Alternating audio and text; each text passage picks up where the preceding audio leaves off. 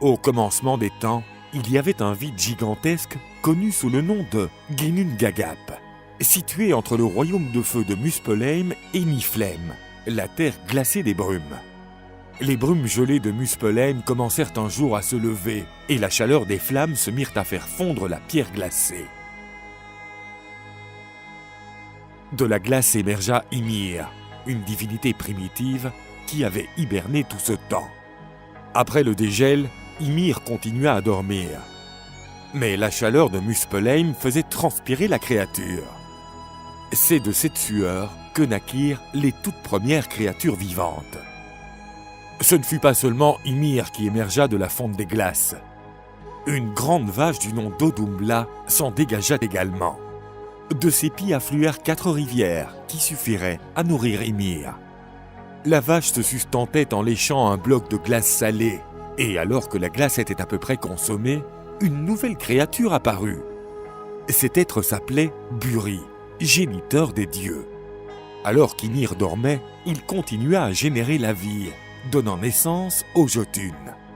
Buri s'unit avec une géante pour donner la vie à Bor. Bor se joignit à la géante Bestla, union qui ferait naître Odin, Vili et Vé. Odin et ses frères vivaient dans la frustration et l'ennui de ce vide perpétuel qu'était Ginnungagap, où il n'y avait pas encore de ciel, de terre, de mer ou de forêt. Les frères décidèrent qu'il fallait faire quelque chose. Seule la mort d'Ymir permettrait d'établir le monde tel que nous le connaissons aujourd'hui. Odin, Vili et Vé attaquèrent et tuèrent le géant Ymir. De son sang, des océans naquirent, et de la chair d'Ymir poussa une lande aride. Ses grands os furent empilés, faisant place aux chaînes de montagnes. Il y avait dans la chair d'Ymir de petites larves, d'où émergèrent des nains qui vivraient en dessous de la terre, et des elfes qui résideraient à Alfheimr. Après avoir créé Midgard, les dieux pensèrent qu'il ne pourrait s'agir que d'un royaume inhabité. Voyant 2 rondins sur le bord de l'océan, ils décidèrent d'utiliser ce matériau pour créer l'humanité. Furent ainsi formés un homme répondant au nom d'Ask et une femme appelée Embla. Odin leur donna la vie. Vili leur procura leur intelligence, et Vé leur sculpta des yeux, des oreilles et des bouches. Grâce à cela, les êtres humains pourraient voir et parler. Tous les êtres humains descendirent de cette première union. Puisqu'il avait donné vie à ce premier couple, Odin fut connu comme le père de tous. Enfin, les frères créèrent le royaume d'Asgard, demeure des dieux. Le royaume était séparé des autres, bien qu'il y fût relié par le pont de Bifrost. Ce fut le début du règne des dieux sur le monde. Après avoir créé le monde sur le corps du géant Ymir, qui avait été tué par les dieux d'Aesir, Odin se mit à régner sur le monde depuis son trône d'Asgard. Même si c'était un sage, il savait bien qu'il ne détenait pas toutes les connaissances du monde. Il partit donc à l'aventure à la recherche de la connaissance. Il se déguisa sous les traits d'un vagabond et marcha à travers Jotunheimr, le pays des géants et des ennemis des dieux. Dans ce royaume vivait Mimir, une divinité très ancienne qui était l'oncle d'Odin. Il vivait près du puits de la connaissance. L'eau de ce puits était celle qui alimentait Yggdrasil, l'arbre des mondes. Mimir, utilisant la corne Gjallarhorn, buvait l'eau sacrée et ses connaissances sur le monde ne faisaient que grandir. Odin se rendit près du puits de son oncle et lui demanda d'être autorisé à boire l'eau du puits. « Mimir, je suis ton neveu et le seigneur des dieux, mais comment pourrais-je être digne de mon titre sans véritable sagesse ? Faire partie de ma famille ou être le seigneur des dieux ne te donne pas le droit de boire à mon puits. Le prix est bien plus important que tu ne peux te l'imaginer. Dis-moi ton prix, je serai prêt à le payer. Tu devras me céder l'un de tes yeux. Je veux que tu te détaches de ton corps et que tu te lances dans ce puits. C'est à cette condition uniquement que tu pourras boire l'eau du puits de la connaissance. » Odin savait que Mimir n'aimait pas les blagues. Il devrait payer le prix fort s'il voulait atteindre la vraie sagesse. Le grand dieu ne flancha pas et se saisit de son œil. Son cri de douleur résonna si fort que l'écho se fit entendre à travers l'univers. Odin déposa son œil dans l'eau du puits et ce sacrifice satisfit Mimir. Il lui offrit une corne avec de l'eau provenant de son puits et demanda au dieu de tout boire d'un coup. Après avoir bu tout le contenu du récipient, le père de toutes choses fut envahi par la connaissance. Une grande cicatrice remplit le vide laissé là où se trouvait précédemment son œil, qui, parfois, émettait un éclat d'une vigueur sans égale. Odin fut connu sous le nom d'homme à l'œil unique, ou d'homme à l'œil éclatant. Odin commença à voir le monde bien plus clairement. Avec un seul œil, il pouvait voir bien mieux que s'il en avait deux. Odin, le dieu à l'œil unique, régnait depuis son trône d'Asgard, royaume des dieux d'Asir. Sa cour comptait d'autres divinités, ce qui décuplait le prestige de son royaume.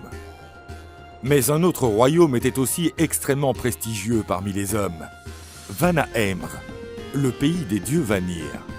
Ils étaient en concurrence avec les Asgardiens pour être vénérés par les mortels. Les deux royaumes coexistaient, mais les tensions persistaient toujours entre eux. Les dieux d'Asgard descendaient de Vili, Vé et Odin, qui avaient battu le géant Ymir en des temps ancestraux. L'origine des dieux Vanir était inconnue. En plus d'Odin, Thor et Loki faisaient partie des divinités les plus importantes d'Asgard. À Vanaheimr, les plus connus étaient Frey, Freya et Njord. Les Asgardiens étaient des dieux plus proches du pouvoir et de la guerre, tandis que les divinités Vanir étaient celles de la fertilité. Il y avait aussi Gulveig, une magicienne connue pour sa cupidité et son amour de l'or. Les dieux d'Asgard la trouvaient insupportable et essayèrent par 3 fois de la faire brûler, mais elle revenait toujours. La magicienne était une alliée des dieux Vanir, qui étaient scandalisés par la façon dont les Asgardiens traitaient leurs protégés. C'est ainsi que la paix fragile entre les dieux Vanir et Asir prit fin, et que la première grande guerre éclata. Odin lança sa puissante lance vers les dieux Vanir. Cela signifiait qu'il ne s'agissait pas d'un simple désaccord, mais plutôt d'une bataille qui fixerait le destin du monde. Aucune autre guerre ne la surpasserait en termes d'importance, jusqu'à Ragnarok. Les dieux Vanir finiraient par conquérir Asgard, faisant tomber une partie du puissant mur érigé par le grand bâtisseur. Ce conflit entre les dieux ferait trembler le monde. Les deux camps souhaitaient démontrer leur valeur, combattant avec un grand courage. Aucun côté n'était capable de renverser l'autre, et la destruction amenée par la guerre inquiétait les deux camps. La guerre durerait un millénaire, et si un camp parvenait à gagner, il régnerait uniquement sur des cendres, car rien ne résisterait après un conflit de cette ampleur. Par conséquent, les autorités des deux camps décidèrent d'opter pour la paix entre les deux peuples. Pour s'assurer de leur bonne volonté, ils échangèrent des otages. Mimir et Önir, dieux d'Asgard, déménageraient à Vanaheimr, et Frey, Freya et Njord à Asgard. Les dieux qui venaient vivre à Vanaheimr étaient décrits comme des grands sages, mais en réalité, seul Mimir possédait réellement une vraie sagesse. Önir prétendait être sage, mais il répétait uniquement ce que Mimir lui murmurait à l'oreille. Le dieu Vanir remarqua que lorsqu'on consultait Önir et que Mimir n'était pas là, il répondait toujours « Laissez les autres décider ». Se rendant compte qu'il avait été trompé et que Mimir était complice, les dieux Vanir décidèrent de leur couper la tête et de l'envoyer à Odin. Le père de toutes choses ne voulait pas perdre la sagesse de Mimir, et il utilisa ses pouvoirs pour faire revenir sa tête à la vie. Mimir fut ressuscité et Odin se mit à consulter la tête du sage lorsqu'il avait besoin de précieux conseils. Un nouvel accord de paix fut conclu entre Vanir et Asir, et les deux peuples commencèrent à vivre en harmonie. Les dieux Vanir furent placés au panthéon nordique, au même titre que les dieux Asir. Ainsi, les dieux tels que Frey et Freya furent admirés comme les dieux Asir. Sif, déesse et femme du puissant Thor, était dotée de longs et beaux cheveux dorés. Parmi les caractéristiques de la déesse, ses cheveux étaient celles qui attiraient le plus le dieu du tonnerre. Mais un jour, Thor se réveilla et trouva une femme chauve dans son lit. Il cria « Qui es-tu, sorcière? Et qu'as-tu fait à ma belle Sif ?»« Que t'arrive-t-il, mon amour? Ne me reconnais-tu pas? Je suis ta femme. » Le dieu, abasourdi, reconnut sa femme et hurla Loki !» Ces cris résonnèrent dans tout le royaume d'Asgard. Dans la nuit, Loki, le dieu de la malice, s'était adonné à un nouveau tour. Alors que la déesse était endormie, il avait coupé sa belle chevelure. Le dieu du tonnerre tira Loki jusqu'à sa chambre, où Sif était en sanglots. « Regarde un peu ce que tu as fait! Comment as-tu pu oser couper les cheveux de ma femme? Maintenant, je vais devoir me montrer avec une femme chauve à mes côtés. N'as-tu pas pensé qu'il serait possible de lui faire porter un chapeau ?» Thor souleva Loki de terre et lui dit « Si tu ne trouves pas le moyen de redonner à Sif toute sa splendeur, alors je briserai chacun de tes os. » Confronté à cette menace, le dieu de la malice se mit à réfléchir à un moyen de régler le problème. C'est là qu'il eut une idée. Il partit pour Svartalfheim, territoire des elfes. Il savait que les elfes étaient capables de faire n'importe quoi, mais pour qu'ils l'aident, il faudrait d'abord les convaincre. Il se mit à la recherche des frères Ivaldison, qui étaient d'habiles artisans. Les trouvant, il leur dit « Avez-vous entendu les dernières nouvelles ? Les dieux organisent un concours pour élire les meilleurs artisans, et les frères Brock et Eitri ont affirmé que vous, fils d'Ivaldi, n'auriez pas la moindre chance de gagner. C'est une honte! Avec leurs mains maladroites, ils ne pourront rien faire face à nous. » Très bien. Pour participer, la consigne est que vous devez offrir 3 cadeaux aux dieux, et l'un d'eux devra être une longue chevelure dorée qui n'arrêtera jamais de pousser. Loki se mit en route pour retrouver les frères Brock et Eitri et les pousser à participer à la compétition.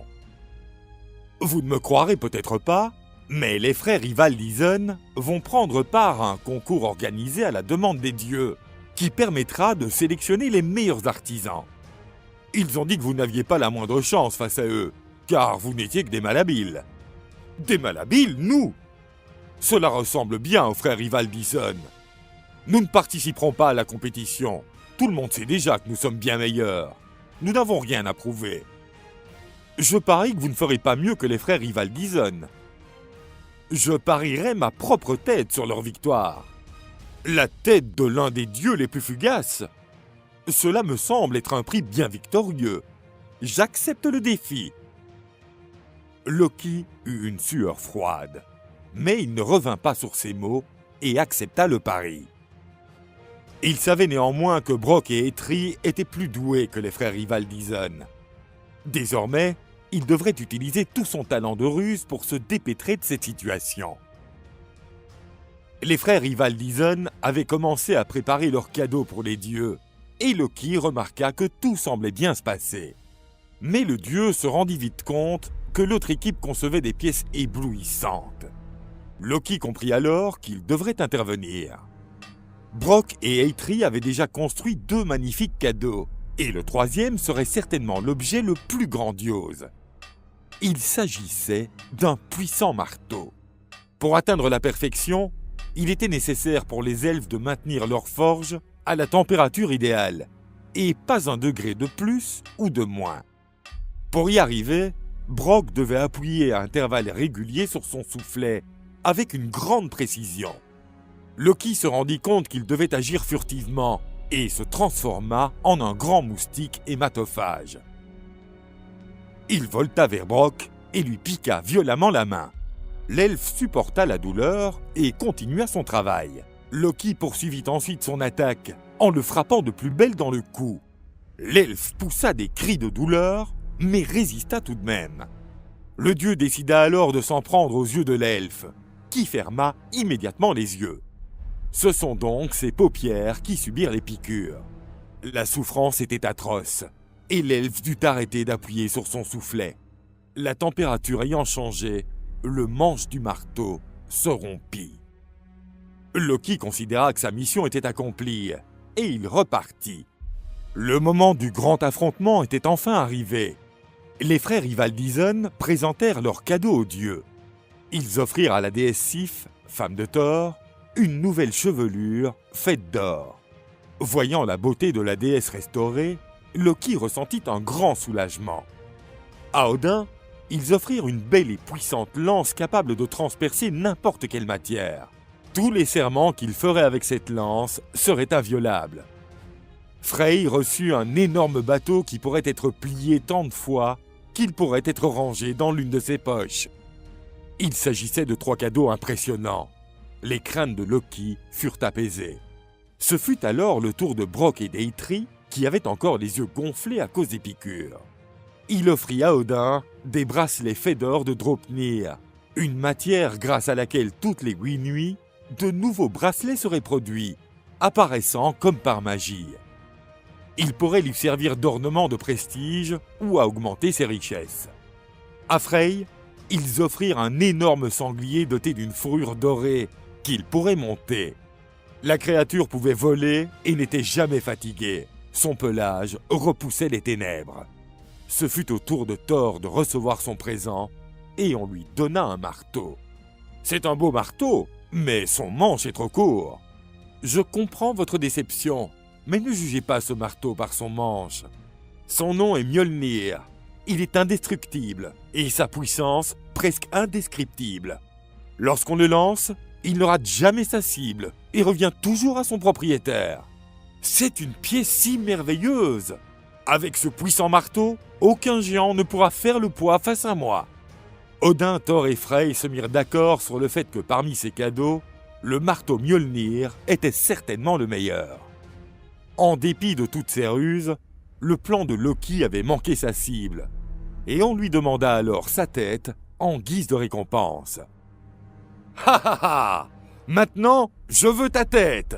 lui dit Broki, aiguisant sa hache. Mais Loki avait encore un tour dans son sac.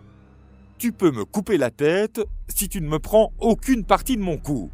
Notre accord impliquait que tu pourrais avoir uniquement mon cou. Tricheur! Comment pourrais-je avoir ta tête si je ne coupe pas ton cou ?» Odin intervint alors. Si les gens faisaient plus attention aux mots utilisés, ils ne négocieraient jamais avec Loki le tricheur.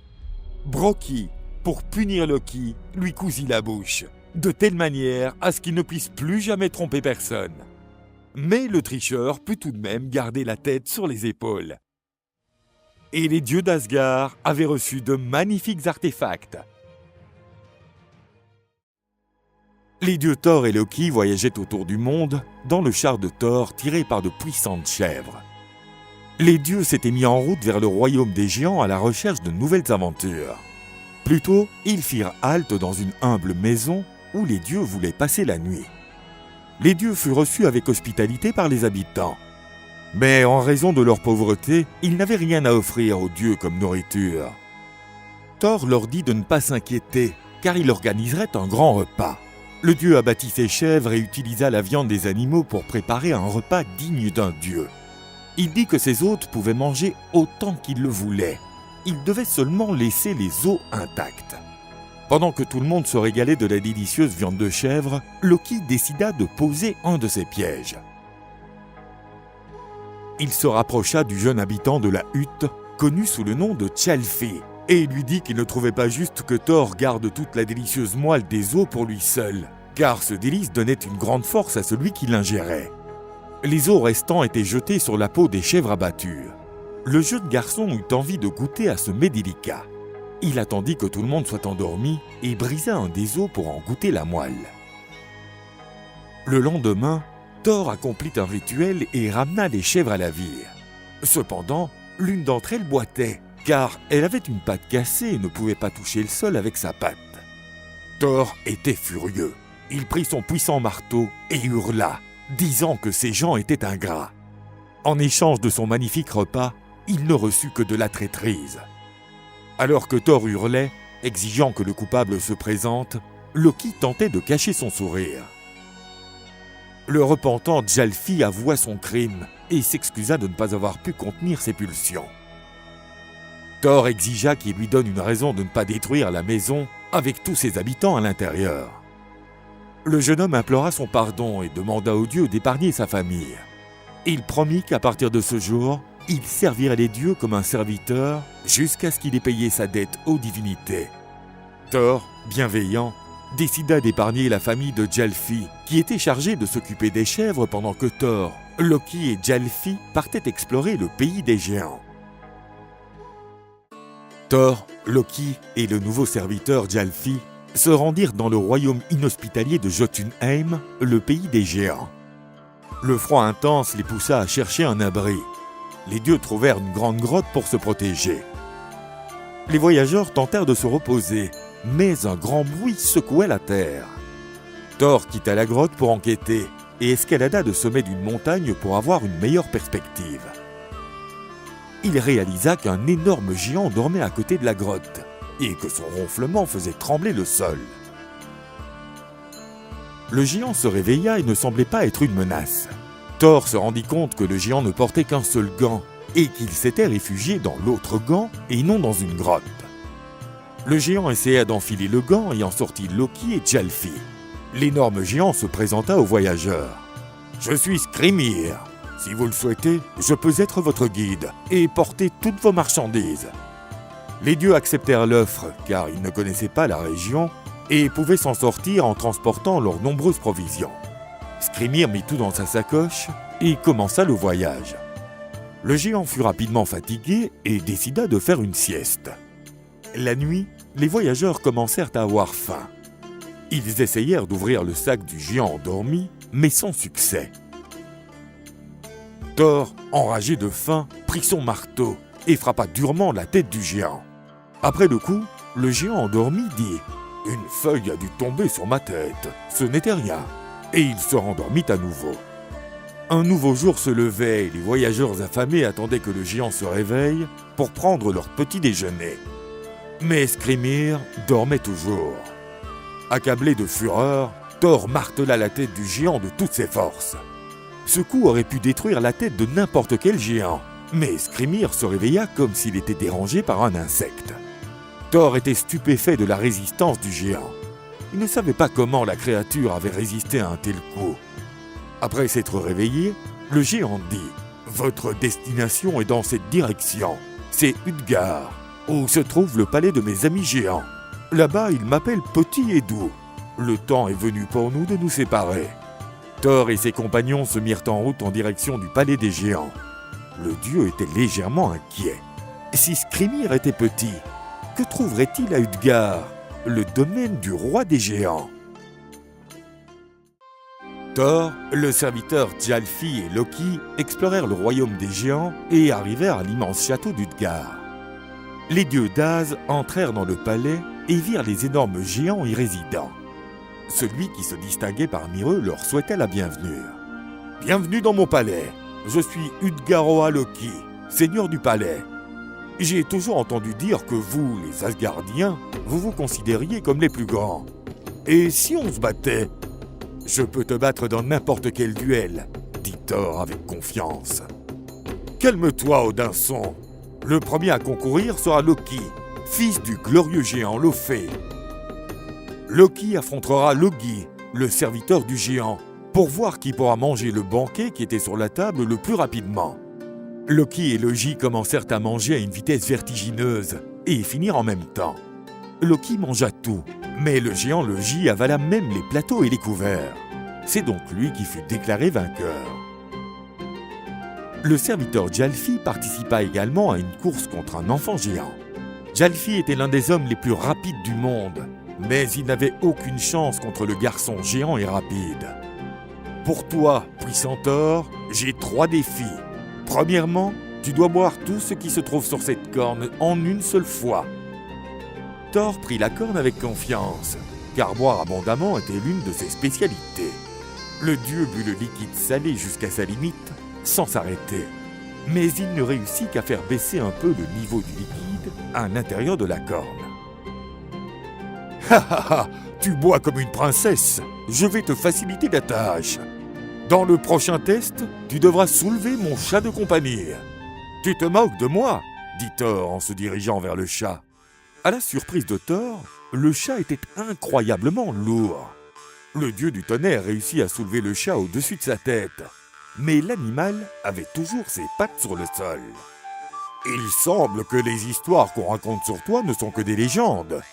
Si tu ne peux même pas soulever un chat, tu combattras la mère de ma création dans la dernière épreuve. » Et une vieille femme géante entra dans la salle. Thor se sentit offensé d'avoir à combattre une vieille femme.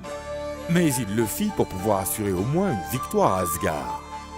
Le combat commença, et Thor fut surpris par la force de la vieille femme géante. Le dieu utilisa toute sa force contre l'ancienne et la victoire semblait assurée. Mais la vieille femme réussit à mettre le puissant Thor à genoux. Les dieux et leurs serviteurs furent vaincus. Ils quittèrent le palais d'Utgard, la tête basse. Le roi des géants escorta les Asgardiens jusqu'aux limites de son territoire. En leur faisant ses adieux, il dit « Maintenant que nous sommes seuls, je vais te confesser un secret. Je t'ai trompé depuis le début. » Le roi des géants dit qu'il s'était déguisé en Skimir, le guide qui avait conduit Thor et ses compagnons le long de Jotunheim. Et que, s'il ne l'avait pas fait en utilisant la magie, il serait mort. Lorsque Thor essaya de frapper la tête du géant avec son marteau, le dieu frappa une montagne, transformant la colline en vallée. Loki, tu t'es aussi fait avoir par une illusion. Tu t'es battu contre un feu, et le feu dévore tout sur son passage. Et, Tjalfi, tu as couru contre une pensée. Bien que tu sois très rapide, rien n'est plus rapide qu'une pensée. Et quelle ruse as-tu utilisée contre moi dans ton palais ? Dit Thor, exigeant une explication. Maintenant que nous n'avons plus de public, je peux te féliciter pour ta force et ta détermination. Le géant expliqua que la corne utilisée par Thor était reliée à l'océan. C'était incroyable que Thor ait réussi à faire baisser le niveau de la mer de quelques mètres. Quant au chat, il soulevait Jormungand, le serpent du monde. Et le fait que Thor ait réussi à soulever une partie du serpent du sol était un énorme accomplissement. Mais ce qui impressionna le plus le géant, c'est que Thor faillit battre la vieille femme, qui était la vieillesse. Et le temps vint tout. Thor détestait être trompé. Il aurait écrasé le géant si celui-ci n'avait pas utilisé la magie pour disparaître avec le château, craignant la vengeance du dieu. Les dieux retournèrent à Asgard. Thor savait que vaincre la vieillesse ou boire toute l'eau de l'océan était impossible. Mais vaincre le serpent du monde était faisable. Et Thor commença à désirer de rencontrer et de vaincre le serpent colossal, Jormungand. Thor, le dieu du tonnerre, avait reçu le puissant marteau Mjolnir en cadeau grâce à la ruse de Loki. Avec cette arme, il défendait le royaume d'Asgard, paré à toutes sortes de menaces. Mais un jour, au réveil, Thor eut l'impression que son marteau avait disparu. Le roi chercha Mjolnir dans toute la pièce et y trouva uniquement un message qui disait « Si vous voulez retrouver le marteau que vous chérissez tant, rendez-moi visite en mon antre. Nous négocierons. Vous pourrez l'obtenir en échange d'une rançon convenable. Signé Thrym. » Thor savait que personne ne négociait mieux que Loki, le roi de la malice. Il lui demanda donc de se présenter au rendez-vous avec Thrym dans le royaume des géants. Loki arriva au palais de Thrym. Face au géant, Loki débuta les négociations. « Cher Thor, approchez-vous. Ma vue n'est plus aussi bonne que par le passé. Vous êtes plus petit que la dernière fois que nous nous sommes rencontrés. » Loki vit que le géant avait en effet des difficultés à bien voir, la différence de taille entre lui et le dieu du tonnerre étant énorme. Après avoir négocié, le roi revint à Asgard avec la proposition de Thrym. Il le présenta au dieu Acès. Le géant accepterait de lui rendre son marteau si Freya, la plus belle de toutes les déesses, lui était livrée comme sa femme. Les dieux furent d'accord pour dire que cette proposition était scandaleuse. Mais sans le marteau Mjolnir, Thor ne pourrait plus défendre Asgard. C'est à ce moment que Loki eut une idée pour le moins inhabituelle. « Thor, il faut que tu portes cela. » Il s'agissait d'une robe de mariée. « Comment oses-tu m'insulter ainsi ? Calme-toi, calme-toi. Je t'expliquerai mon plan plus tard. » Loki savait que la vue du géant était aussi bonne que celle d'une taupe. Il voulait donc que Thor se rende au palais de Thrym déguisé en Freya. Sans aucune autre alternative, Thor s'habilla en marié et partit avec Loki, lui aussi déguisé en une servante de la déesse Freya. Lorsqu'ils arrivèrent à Jotunheim, ils furent très bien reçus. « Bienvenue en mon palais. J'ai préparé un banquet d'honneur pour vous, mesdames. » La vue du géant devait être extrêmement faible pour arriver à confondre le dieu musclé habillé en marié avec la déesse. Peu de temps après s'être installé à la table du banquet, Thor se mit à dévorer goulûment tout ce qui se trouvait devant lui. « Oh, mais quel appétit vous avez, ma très chère femme! Je n'ai jamais vu de déesse aussi gloutonne que vous. Loki répondit alors: Il me semble que ma maîtresse souhaite en finir aussitôt que possible avec le banquet, afin de pouvoir consommer votre union. Thor regarda furieusement Loki, qui semblait trouver cette situation très comique. N'attendons pas alors que l'on amène le marteau. Scellons cet accord et finissons-en. L'un des laquais du géant apporta le marteau et le plaça devant la mariée. Thor se saisit du marteau, pouvant enfin déchaîner sa colère. Le dieu du tonnerre, de son marteau, repoussa tous les laquais du géant et ouvrit la tête de Thrym comme si cela avait été un vulgaire melon. « Rentrons, Loki, j'ai hâte de pouvoir retirer cette satanée robe. Ne sais-tu pas qu'une veuve se doit de porter du noir ?» Thor étant rentré avec son marteau Mjolnir, le royaume d'Asgard était à nouveau en sécurité. Et les dieux s'amusaient toujours lors des banquets du Valhalla, racontant l'histoire du jour où Thor s'était habillé en mariée. Loki, dieu de la malice dans la mythologie nordique, prenait part à de nombreuses aventures amusantes. Mais il avait également un mauvais côté, et de sa semence naquirent les créateurs responsables de la ruine des dieux Aesir. Il avait une femme fidèle qui s'appelait Sigyn. Avec elle, Loki eut 2 fils, Narvi et Vali. Sleipnir était un autre fils célèbre de Loki. C'était le fameux cheval à 8 jambes d'Odin que Loki avait conçu au détour d'une histoire pour le moins exotique. Le dieu de la malice avait également une maîtresse, Angerboa, une belle géante issue de Jotunheimr. Avec elle, Loki engendra une descendance menaçante. Une nuit, Odin, qui régnait sur Asgard, eut une vision. Le dieu y vit un grand combat entre les Asgardiens et les forces de l'ombre. Les fils de Loki joueraient un rôle important dans ce conflit. Sa vision se termina sur les mâchoires d'un loup énorme. Ensuite, son champ de vision fut totalement obscurci. Odin força alors Loki à lui révéler où étaient les enfants qu'il avait eus avec la géante. Ainsi, les dieux partirent vers Jotunheimr, à la recherche des enfants de Loki. Après être arrivés dans la demeure de la géante Angerboa, les dieux localisèrent leur progéniture. Les enfants de Loki étaient encore remarquablement jeunes. L'un d'entre eux était un serpent, l'autre un louveteau, et il y avait également une jolie fille. Lorsqu'elle se tourna vers eux, les dieux se rendirent compte que l'autre moitié de son corps consistait en un cadavre en décomposition. Cette fille s'appelait Hel, et il s'agissait d'une créature repoussante. Les dieux prirent les enfants des bras d'Angerboa et les transportèrent vers Asgard. Le voyage pour Asgard prit un certain temps, et Odin remarqua que la taille du serpent avait doublé. Ce qui était auparavant un serpent ordinaire atteignait déjà la taille d'un python. Odin se rendit compte que le serpent n'arrêtait pas de grandir et qu'il deviendrait extrêmement dangereux. Il jeta donc le serpent dans la mer étendue qui entourait Midgard. Les années passèrent et le serpent devint si grand qu'un jour, il trouva sa propre queue après avoir entouré le monde. La progéniture de Loki devint connue sous le nom de Jormungandr. À Asgard, elle n'était appréciée par aucun dieu. Certains en avaient peur. Odin, remarquant que la jeune fille préférait se rapporter aux morts plutôt qu'aux vivants, la désigna comme maîtresse du monde des morts. Elle commença à régner sur les âmes de ceux qui avaient connu une mort indigne et n'avaient pas atteint la Valhalla. Le louveteau, pour sa part, commença à être élevé par les dieux d'Asgard et apprit la langue des dieux. Il s'appelait Fenrir. Le dieu Tyr commença à se rapprocher du loup et devint ami avec lui. Tout comme sa sœur serpent, le petit loup continuait à grandir. Il devint très vite plus grand qu'un taureau, et il ne fallut pas longtemps avant qu'il devienne plus grand que n'importe quel autre animal sur Terre. Fenrir hérita des traits de caractère les plus flatteurs de Loki, son père, notamment sa méchanceté et sa cruauté. Après en avoir discuté, les dieux se rendirent compte qu'il fallait faire quelque chose. Un loup de cette taille pourrait uniquement être une menace pour les habitants d'Asgard. Les dieux décidèrent ainsi de créer un plan pour neutraliser le danger.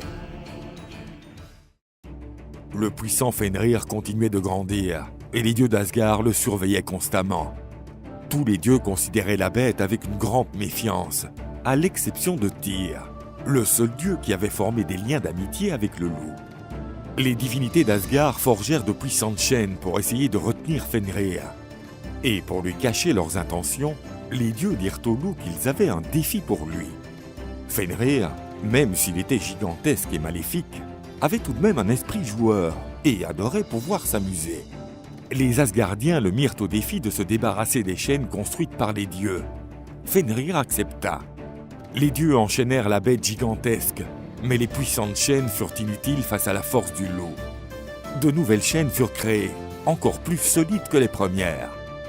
Le loup les repoussa avec force, et les chaînes semblèrent assez puissantes pour retenir le loup colossal. Les dieux se regardèrent entre eux, satisfaits. Mais Fenrir surprit tout le monde. Il avait rassemblé encore plus ses forces et avait détruit les chaînes. Les dieux furent ébahis par la force sans limite du loup. Fenrir remarqua la détresse dans les yeux des Asgardiens, signe qu'il préparait quelque chose. Il ne semblait n'y avoir aucune corde ou chaîne qui serait capable de contenir la force de la créature.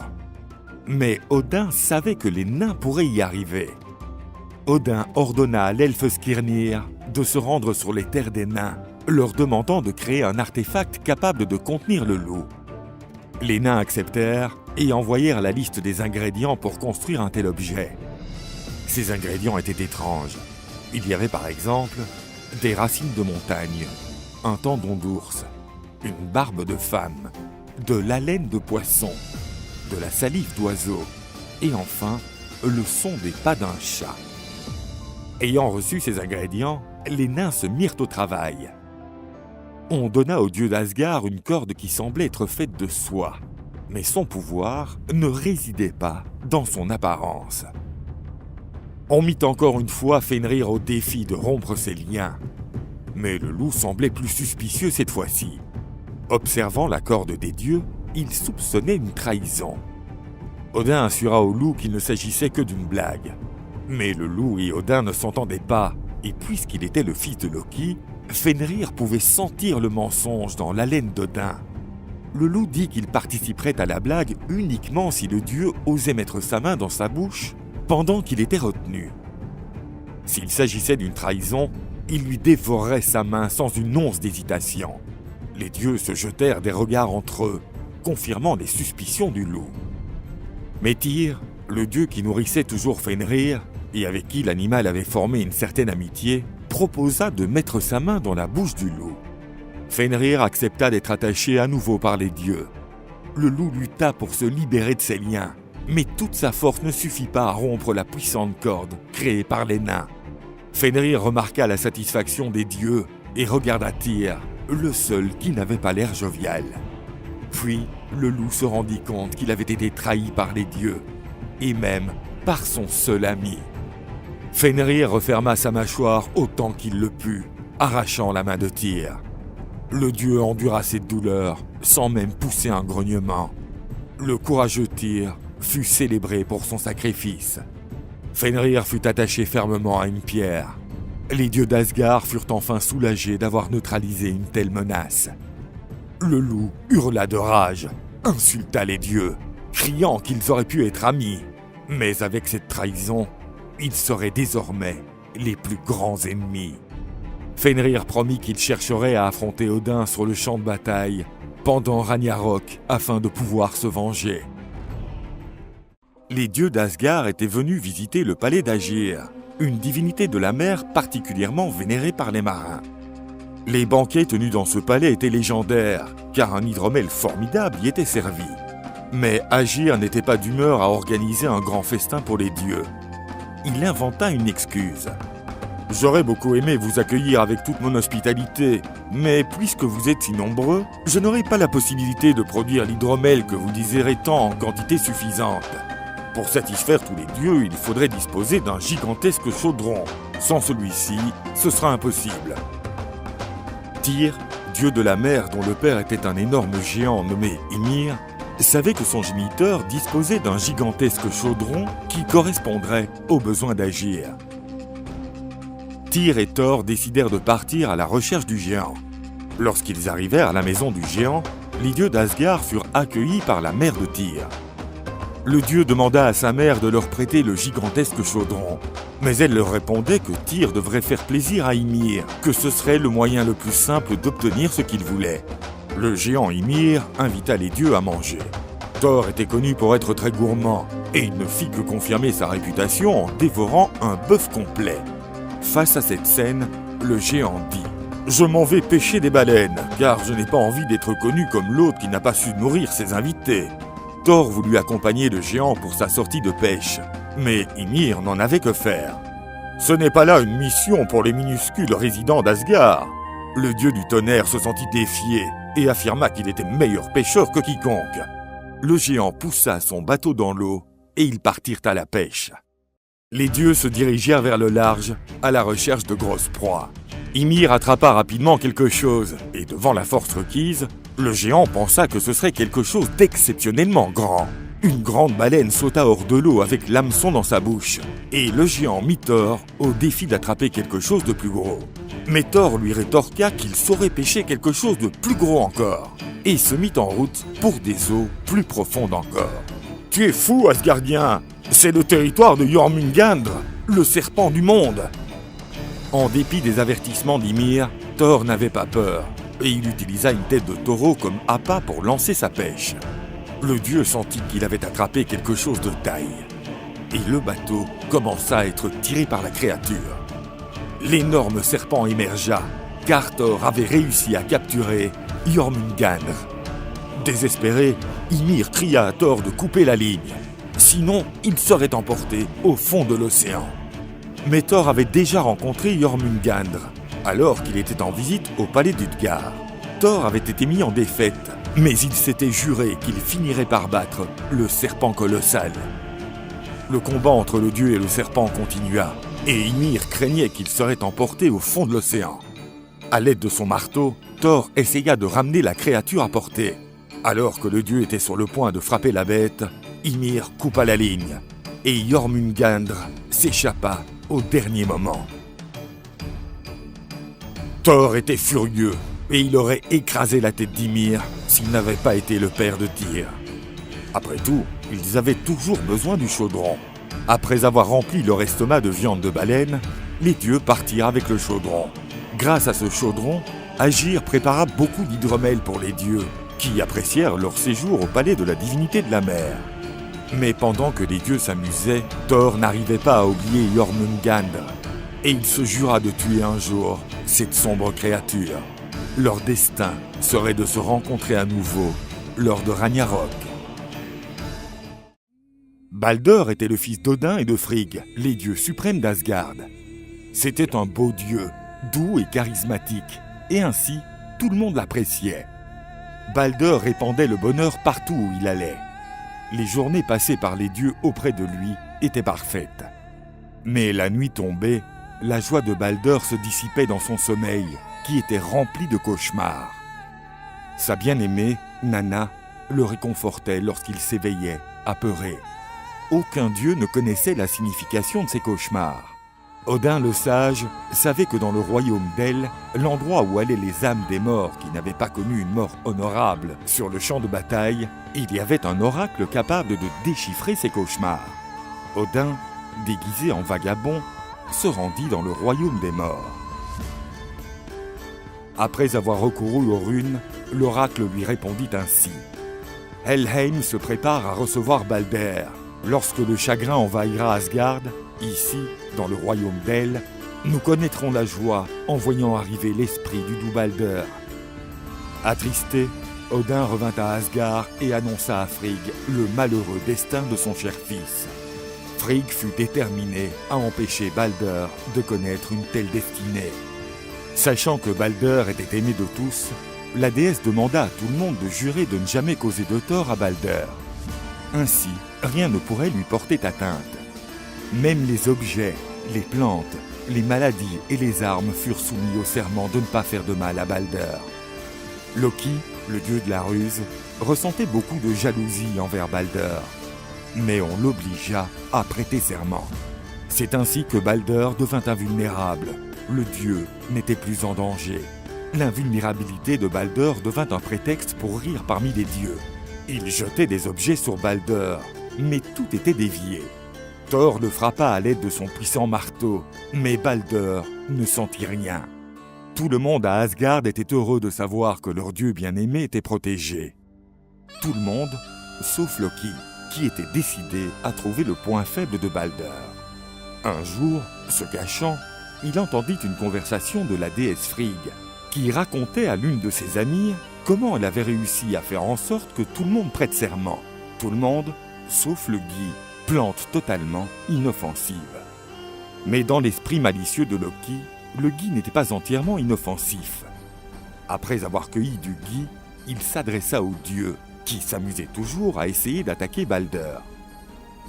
Seul Hod, le dieu aveugle, se sentait triste, car il était exclu de toutes leurs blagues.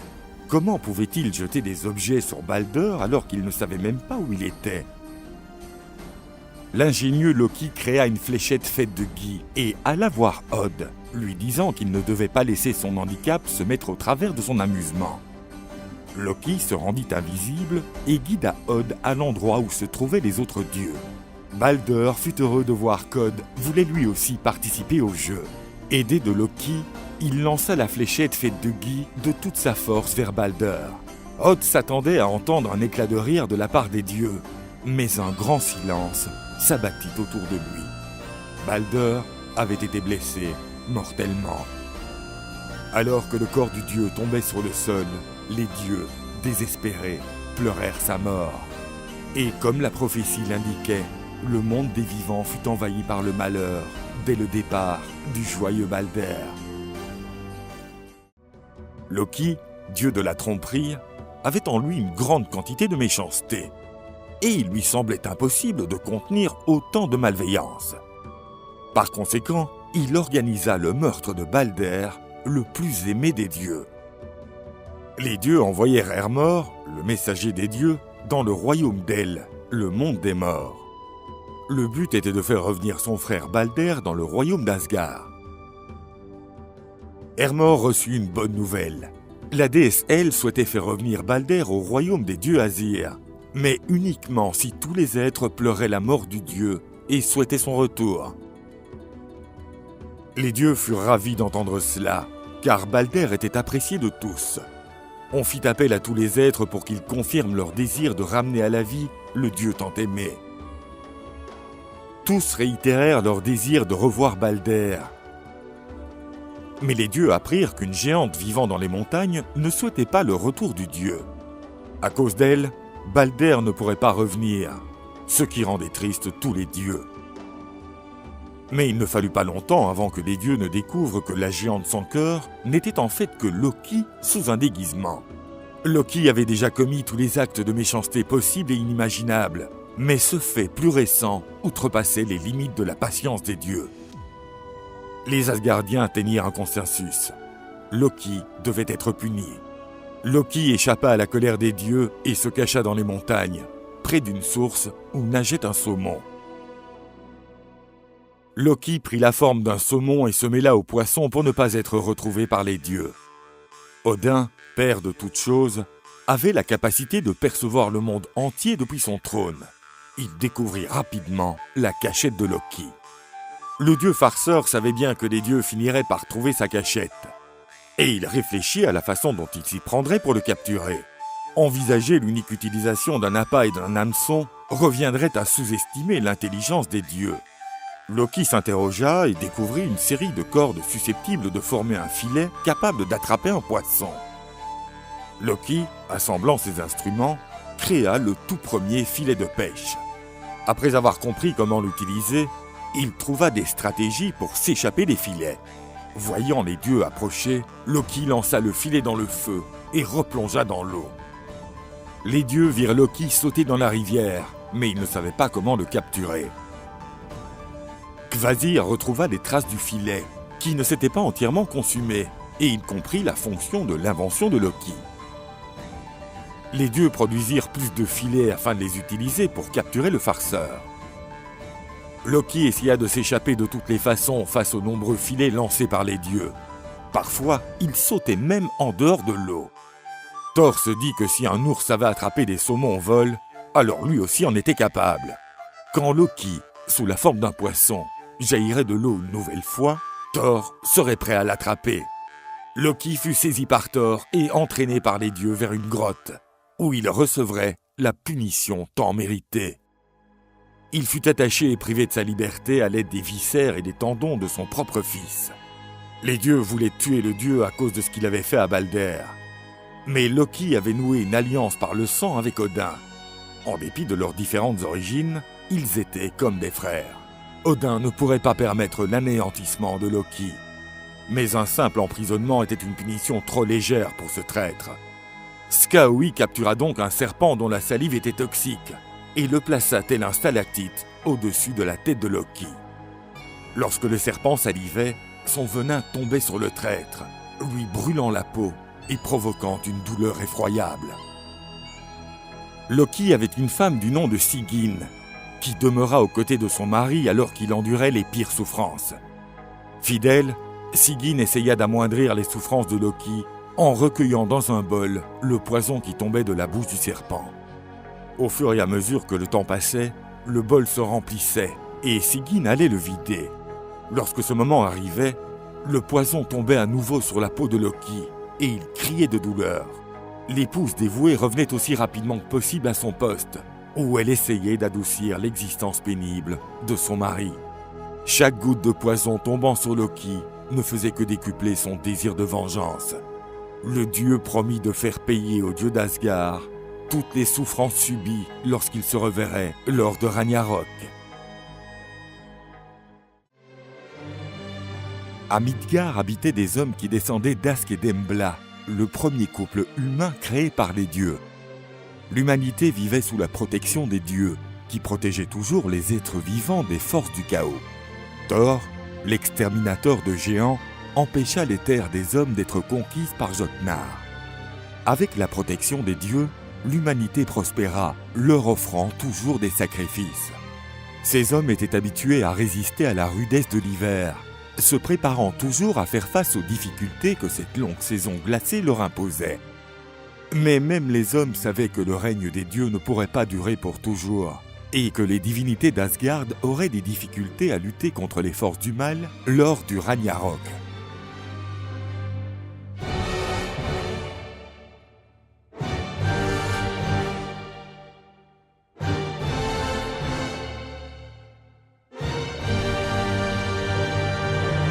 À Midgard, l'été touchait à sa fin. Tout indiquait que les hommes pouvaient se préparer à faire une récolte de taille. Mais un vent froid commença à souffler, et le gel inattendu détruisit une grande partie des cultures. Les arbres prirent rapidement les couleurs de l'automne, et les feuilles commencèrent à tomber bien plus tôt qu'on ne l'avait attendu, signe qu'un hiver rigoureux approchait. Malgré le fait que leur récolte ait été réduite à néant, les hommes essayèrent de se préparer le mieux possible pour faire face à l'hiver. Mais en dépit de la détermination dont faisait preuve l'humanité, il leur fut impossible de se préparer suffisamment pour le cauchemar qui les attendait. Après tout, le Fimbulveltr était arrivé, et l'hiver qui commençait serait long. 3 années de neige s'ensuivraient, sans être entrecoupées de saisons d'été.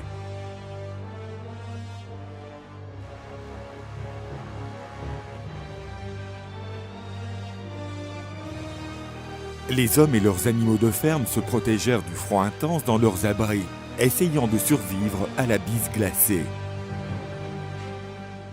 Les nuits semblaient de plus en plus longues. Tous les soirs, les hommes craignaient que le soleil ne se lève plus jamais. Leurs réserves de nourriture s'épuisaient, et poussés par la faim, ils durent manger toutes les poules qui leur donnaient des œufs, et même leurs animaux de compagnie. Ceux qui se risquèrent à affronter le froid afin de chercher un animal à tuer devinrent des proies faciles pour la horde des fils de Fenrir. Les hommes se mirent à se battre entre eux pour se saisir des quelques ressources qui leur restaient. Des frères s'affrontaient entre eux, des enfants bravaient leur père. Le chaos s'était installé chez les hommes. Les haches de guerre ruisselaient de sang. Le manque de nourriture poussa les gens au cannibalisme. Les quelques êtres humains encore en vie tombaient peu à peu. À Asgard, les dieux Asir se rendirent compte que l'ultime combat entre les dieux et les forces du chaos approchait.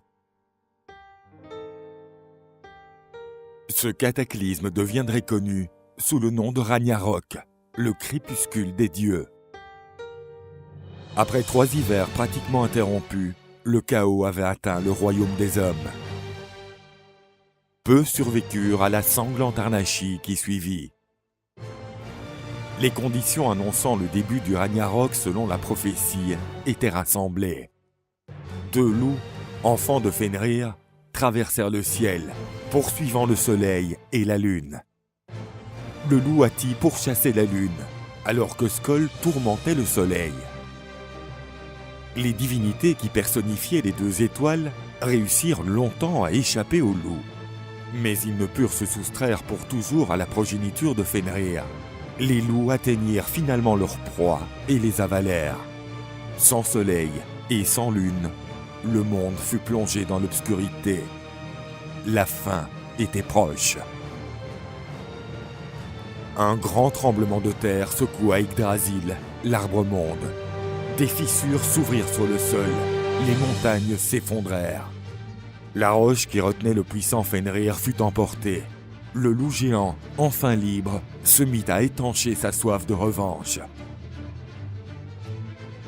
Jormungandr, le serpent du monde, commença à remuer dans l'eau, provoquant la formation de vagues énormes.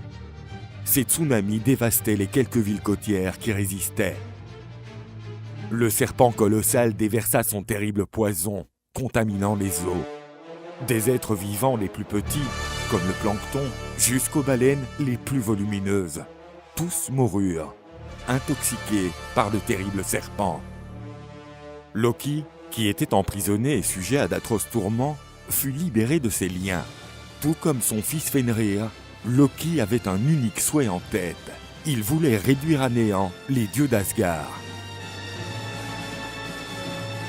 Le dieu des mensonges se rendit à Helheim, royaume où allaient les âmes de ceux qui avaient connu une mort indigne. Là-bas, la fille de Hel régnait, souveraine. La reine du monde des morts transmit le commandement de l'armée des âmes troublées à son père.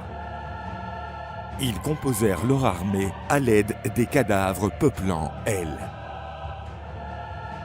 Ces zombies nordiques furent avides d'une gloire qu'ils n'avaient pas réussi à atteindre quand ils étaient en vie. Niogre, le dragon qui avait rongé les racines de l'arbre-monde, creusa un tunnel gigantesque au travers duquel l'armée des morts pourrait se rendre sur la terre des hommes. De grandes flammes signalèrent l'arrivée de l'armée de Muspelheim. Les géants de terre de feu étaient menés par Surtr le Noir, qui brûlait tout sur son passage à l'aide de son épée enflammée.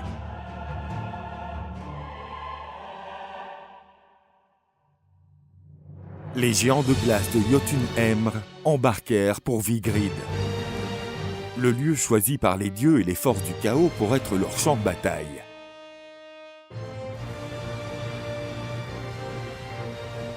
Heimdall, le messager des dieux, n'avait plus aucun doute. Ragnarok avait commencé. Le dieu souffla enfin dans la corne Gjallarhorn et le son fut entendu à travers l'univers. Tout le monde fut effrayé d'entendre son alerte. La fin des dieux Asir approchait. La grande bataille pouvait commencer. Les forces du chaos, menées par Loki, progressaient dans la hâte de pouvoir mettre un terme au règne des dieux Asir. Ils feraient tout ce qui était en leur pouvoir pour arriver à leur fin. Les dieux d'Asgard savaient que la grande bataille était inévitable. Pendant des millénaires, ils s'étaient préparés pour ce grand jour. Les portes du Valhalla s'ouvrirent et des milliers de guerriers apparurent, formant la grande armée d'Odin. Les guerriers les plus courageux composaient cette armée. Toute leur vie, ils avaient combattu vaillamment sur les champs de bataille. Ils furent menés par les Valkyries aux portes du Valhalla, où ils patientèrent que l'occasion se présente de faire preuve de leur courage lors de leur combat auprès des dieux lors du Ragnarok. Tous les dieux capables de manier une arme rejoignirent les combattants.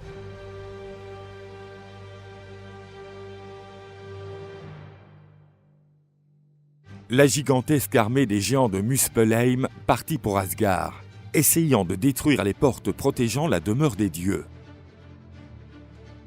Soudain, le pont Bifrost s'effondra et une partie de l'armée tomba dans les flots. Les Asgardiens célébrèrent cette victoire, le géant se noyant dans l'eau.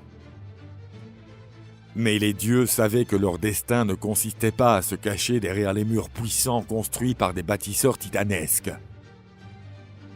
Leur destin était de faire face avec honneur aux forces de la pénombre dans un vrai champ de bataille. Odin, sur son cheval glorieux à 8 jambes, donnait des ordres pour attaquer. L'armée des dieux avançait vers ses ennemis. Lorsque les deux armées se rencontrèrent, l'impact fut si puissant que cela fit trembler Yggdrasil, l'arbre-monde. Thor, le champion des dieux, voulait écraser la tête de milliers de géants et massacrer des centaines d'ennemis à la fois.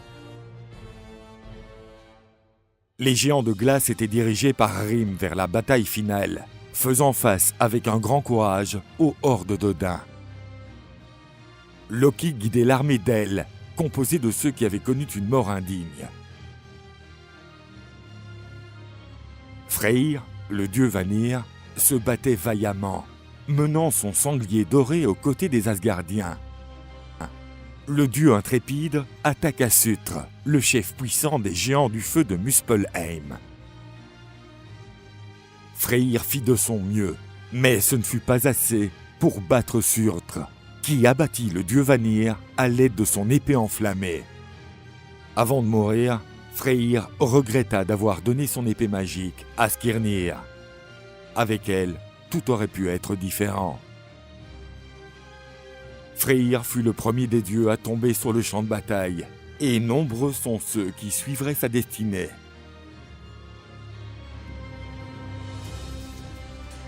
Tyr, le dieu guerrier qui avait sacrifié sa main pour que les dieux puissent arrêter Fenrir, tomba aussi face à Garm, le loup puissant de Hel qui défendait le monde des morts. Mais avant sa mort, Tyr réussit tout de même à planter son épée dans le cœur de la bête infernale. Le champ de bataille fut secoué lorsque Jormungandr, le serpent de Midgard, arriva pour combattre. La créature expira un nuage de gaz empoisonné, capable de tuer les combattants des dieux. Lorsqu'il vit le serpent, Thor fut rempli d'enthousiasme. Cela faisait longtemps qu'il attendait le combat décisif contre son vieux rival. L'affrontement entre Thor et Jormungandr fut épique. Le serpent géant essaya d'avaler le héros d'Asgard pendant qu'il déviait tous ses coups et répliquait par son puissant marteau. Le dieu du tonnerre réussit à mettre Jormungandr hors d'état de nuire, l'ayant blessé. Thor asséna un coup mortel à la tête du serpent.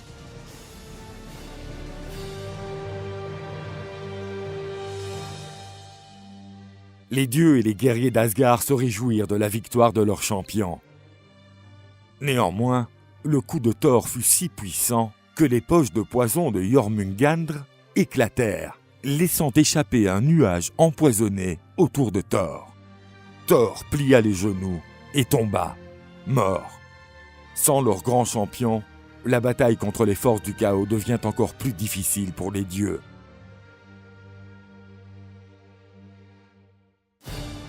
Fenrir, loup gigantesque et fils de Loki, dévorait tous ceux qui s'opposaient à lui. Mais ce qu'il désirait le plus était retrouver Odin, son ennemi mortel. Le roi suprême d'Asgard savait que sa destinée était de se battre contre le fils de Loki, et il ne voulait pas échapper à cet affrontement. Odin transperça Sleipnir et avança vers Fenrir. Mais la destinée d'Odin n'était pas de ressortir de ce combat vivant. Fenrir ouvrit grand sa gueule et dévora le père de toutes les choses.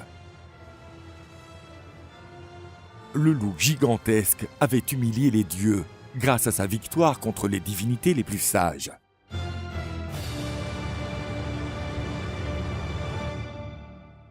Cette provocation emplit de haine le cœur de Vidar, fils d'Odin. Cette colère lui donna une puissance sans limite. Vidar attaqua Fenrir, qui essaya de le maîtriser. Vidar plaça ses pieds sur la langue du loup et ses bras forts arrachèrent ses dents. Sa puissance était telle qu'il réussit à déchirer la gueule de Fenrir en 2 morceaux. Le loup gigantesque mourut. Malgré la mort de ses fils, Loki était satisfait du carnage, regardant les dieux tomber les uns après les autres.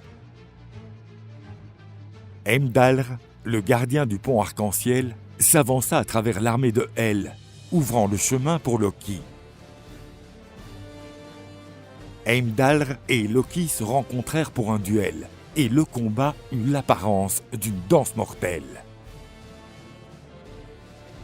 Loki et Heimdallr se heurtèrent plusieurs fois. Le duel ne pouvait avoir de vainqueur. Ils moururent tous les deux.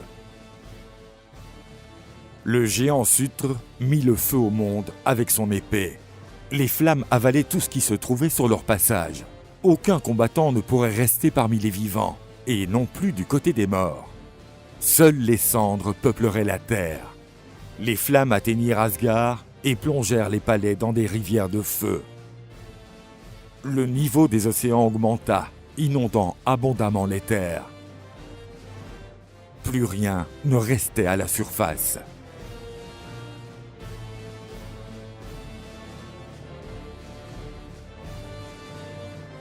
L'ère des dieux Aesir était terminée.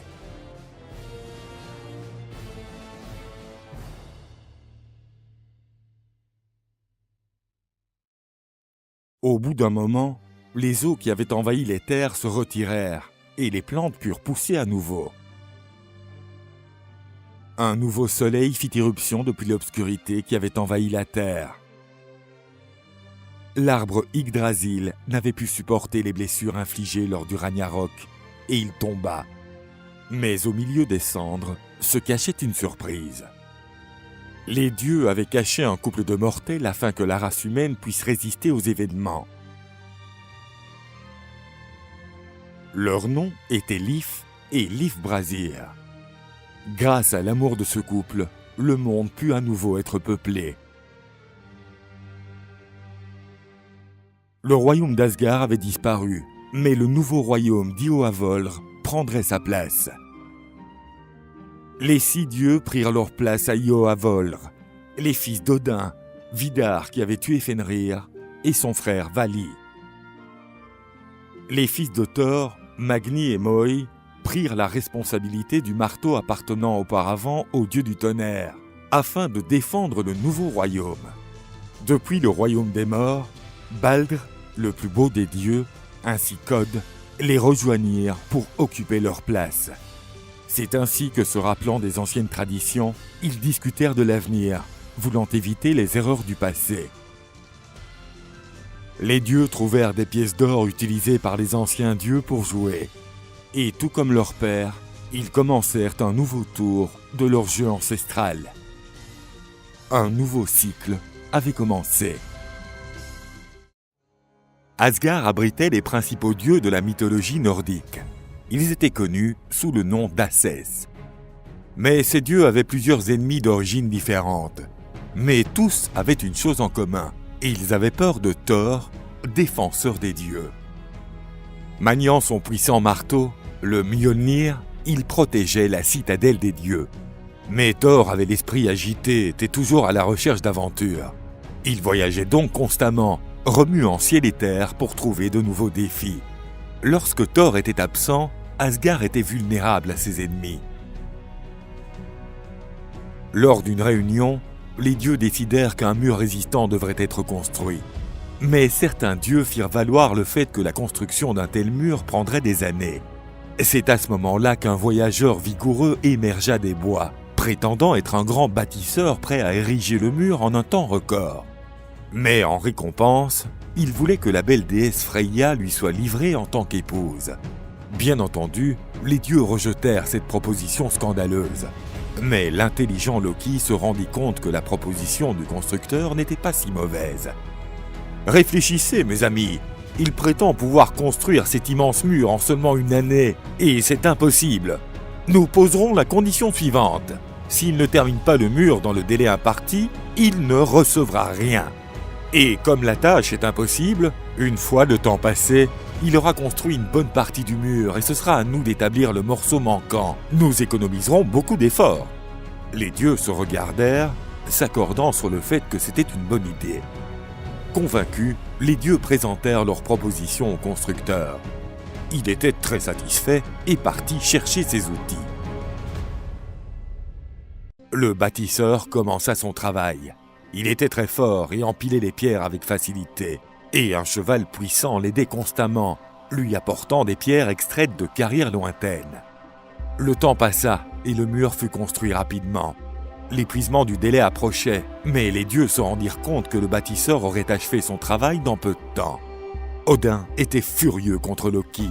« Regardez ce que vous avez fait! Le mur est presque prêt et il est presque certain que nous allons devoir abandonner notre bien-aimée Freya à cet homme. Et c'est de votre faute! J'ai dit qu'il ne pourrait pas construire ce mur et je ferai en sorte qu'il ne réussisse pas. » Loki se rendit compte que sans l'aide de son puissant étalon, le bâtisseur n'aurait pas les pierres nécessaires pour terminer sa mission. Il proposa alors un plan pour empêcher le grand cheval de poursuivre son travail. Le dieu, malin, utilisant son pouvoir de métamorphose, se transforma en une belle jument avec l'intention de séduire le grand cheval. Le puissant cheval fut fasciné par le dieu déguisé. Le bâtisseur tenta de contenir l'élan de son cheval. Mais il était trop fort. Il s'enfuit, poursuivant la jument divine. Loki, désespéré, courut aussi vite qu'il le pouvait et disparut à l'horizon, l'étalon le pourchassant.